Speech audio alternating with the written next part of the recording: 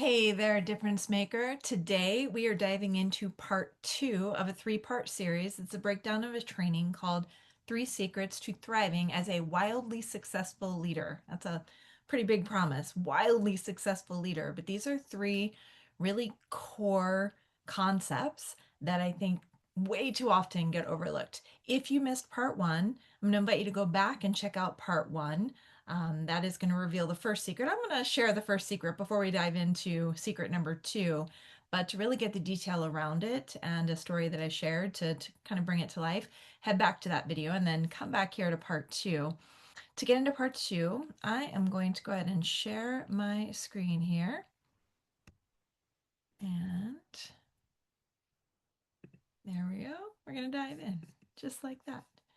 So, secret number one we covered in the first part of this three-part series, but just to share it with you once again, embracing yourself and owning your role with confidence are essential for success. I think too often we get so quickly into the doing of what it is that we are feeling called to do that we forget about really owning the role that we're in and embracing the power that we have to make a positive impact on people's lives. So in that first part, I did share, my journey and how I went from being incredibly lacking confidence is a good way to put it, and what I went through to really take a leap of faith on myself.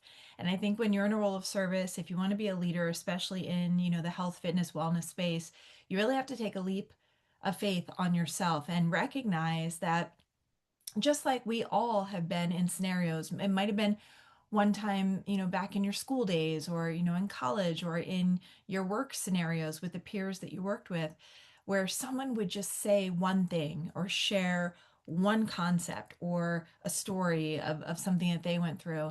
And it could be a matter of just a string of words that hit you a certain way that made all the difference. And we need to recognize that we have the opportunity. So, whether you're a trainer, you're a fitness instructor, yoga teacher, nutrition coach, wellness coach, life coach, you're working with people, you're having conversations, you're giving instruction, you're cueing. You have this opportunity to make a difference that I just really want to encourage you to own. So, it's really to understand that you get to own this role that you're in, that is the role of leadership, to embrace that and not just embrace it with a knowledge, but with a level of confidence that allows you to show up as a difference maker that I know you came here to be.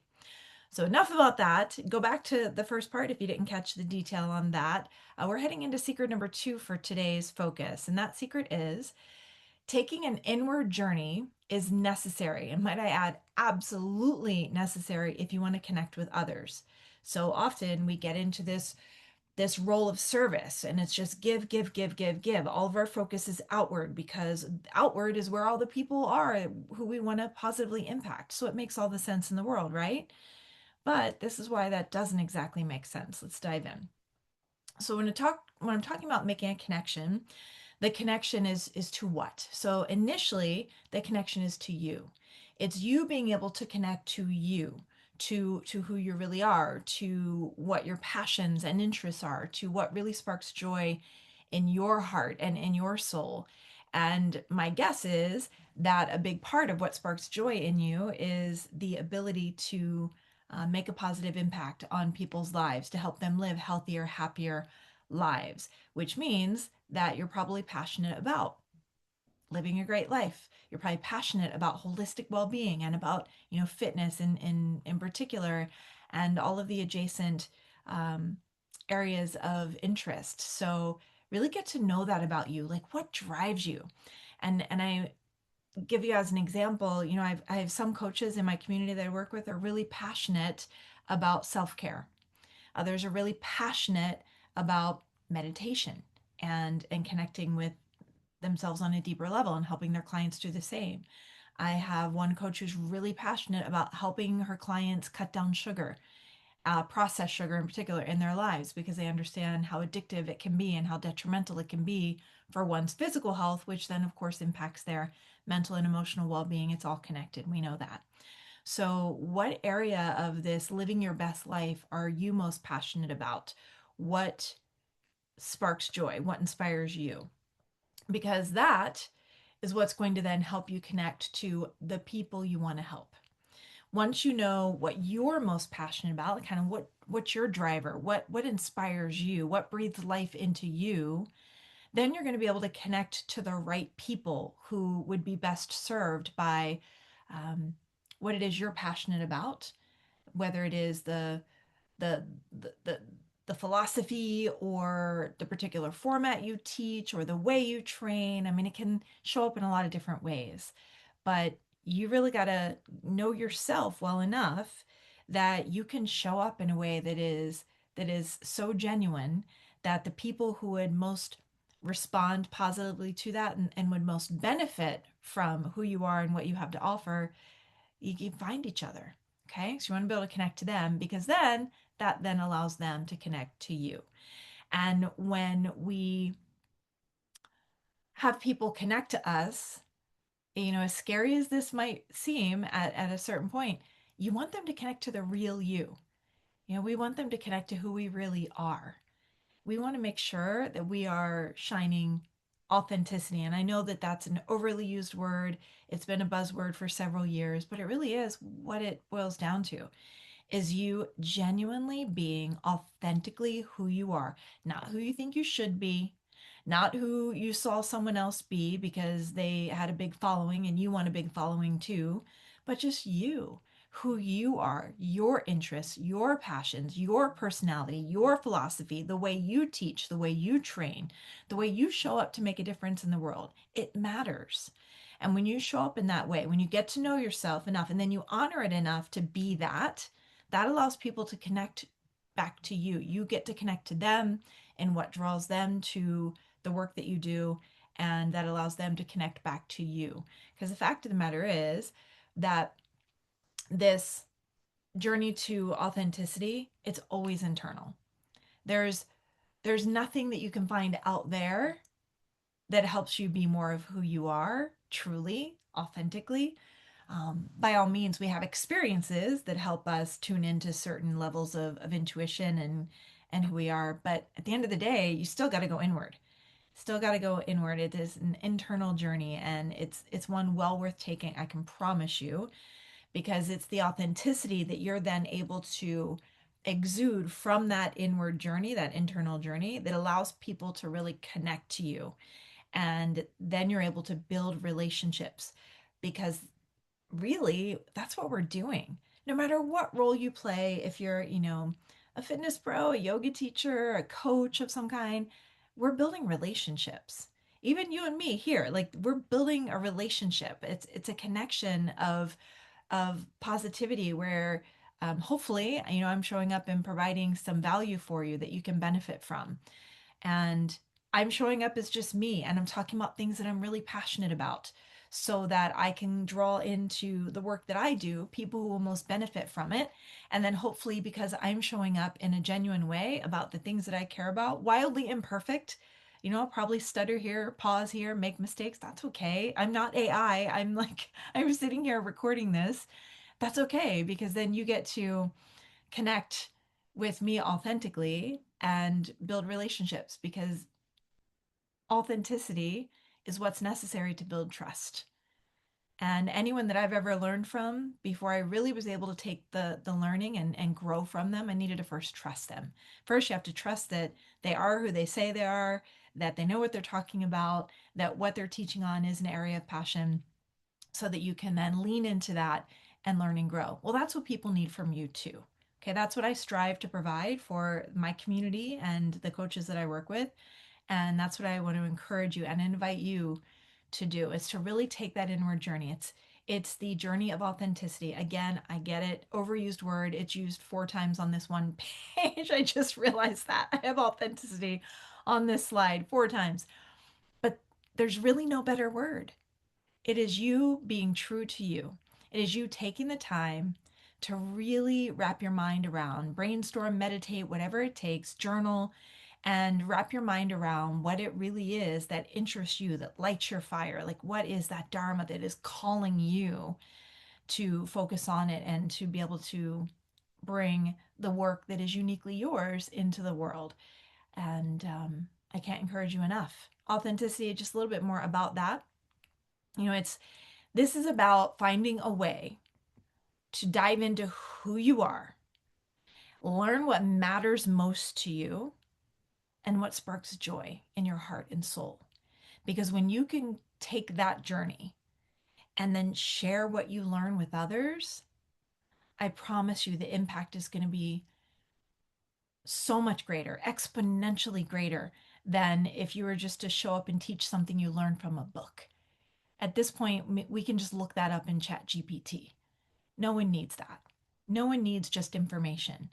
They want to learn from your wisdom, from your experience, and from your emotion, from what you're really passionate about. What sparks joy in your heart and soul? Okay. And then a couple of my favorite quotes. Authenticity is a big topic for Brene Brown. If you're not familiar with the work she's done on authenticity, I highly suggest you check it out. Um, she's one of my favorite teachers, authors, but here's one of my favorite quotes. Authenticity is not something we have or don't have. So you don't have to worry about that. You don't have to think, do I have that? No, it's not something you have or don't have. It's a practice. It is a conscious choice. It is about the choice to show up and be real, the choice to let our true selves be seen. I'm going to read that again, just front to back. Authenticity, so go ahead and close your eyes if you like. Authenticity is not something we have or don't have. Oh, by the way, unless you're driving. In that case, don't close your eyes. All right. Authenticity is not something we have or don't have. It's a practice, a conscious choice. It's about the choice to show up and be real, the choice to let our true selves be seen. When you can let yourself be seen, I get it, it's scary. Because what if you let your true self be seen and someone out there doesn't like it? Well, I may as well burst your bubble. If you show up authentically as who you are, if you let your true self be seen, there will be people out there that don't jive with you. And that's okay. That's okay because you're not putting your work out there for them. You're putting your work out there for the people who resonate with it, the people who almost benefit.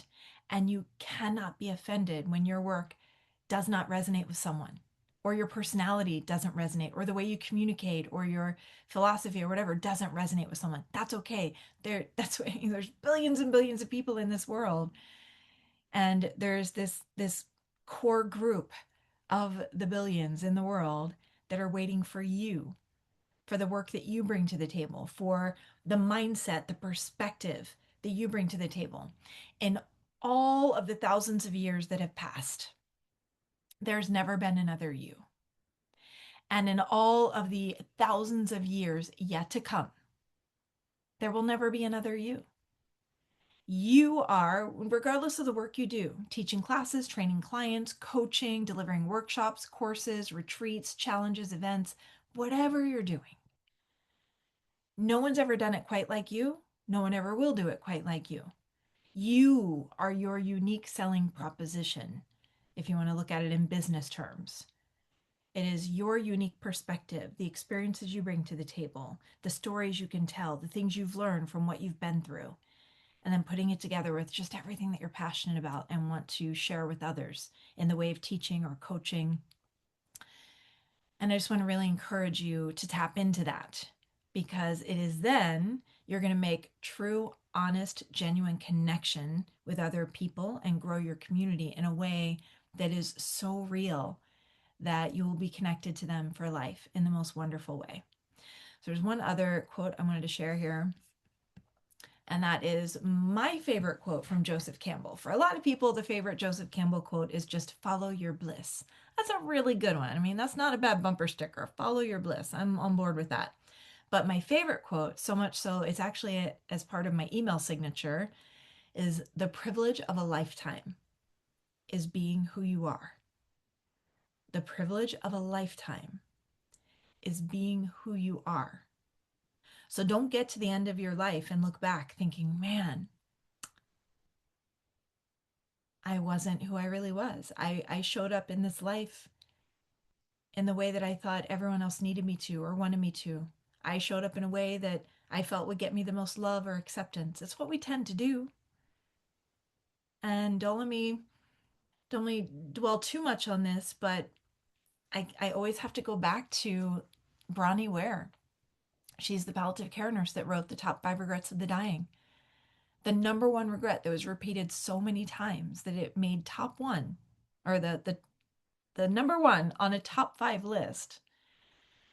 People at the end of their lives looking back, the number one regret was, I wish I had lived a life true to myself instead of the life others expected of me.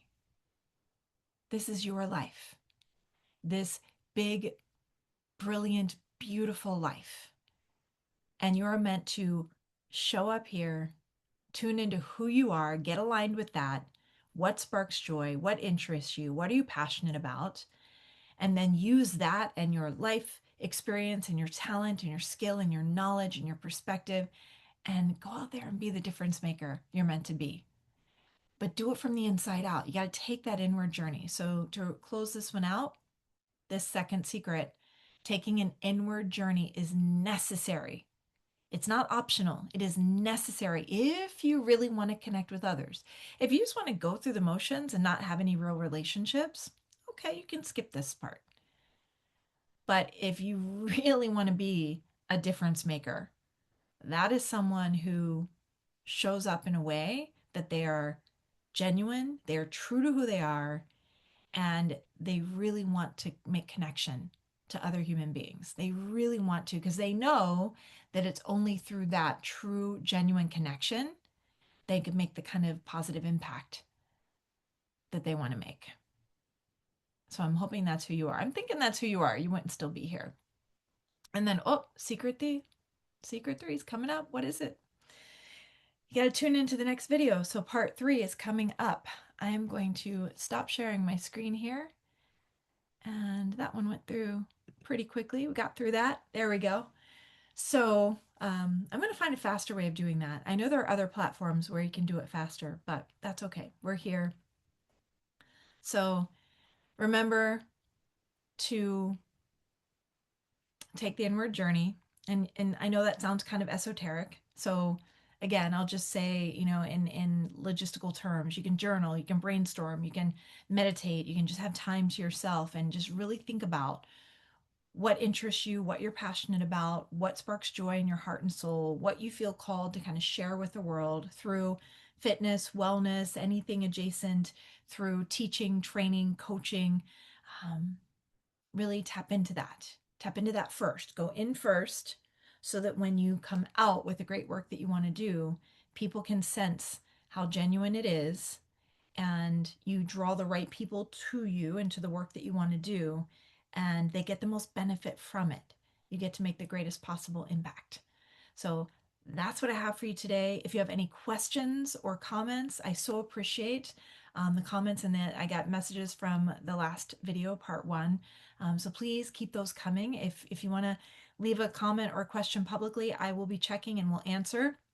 If you'd rather message me privately, it's just Kimberly at theinspiredlifeuniversity.com, or on Instagram or Facebook. You can find me there. But I love hearing from you. I love connecting because that's what we're here to do. But otherwise, have a most wonderful rest of your day, your evening, and look for part 3 coming up very soon. And until then, just know that I'm wishing you much love. Take care.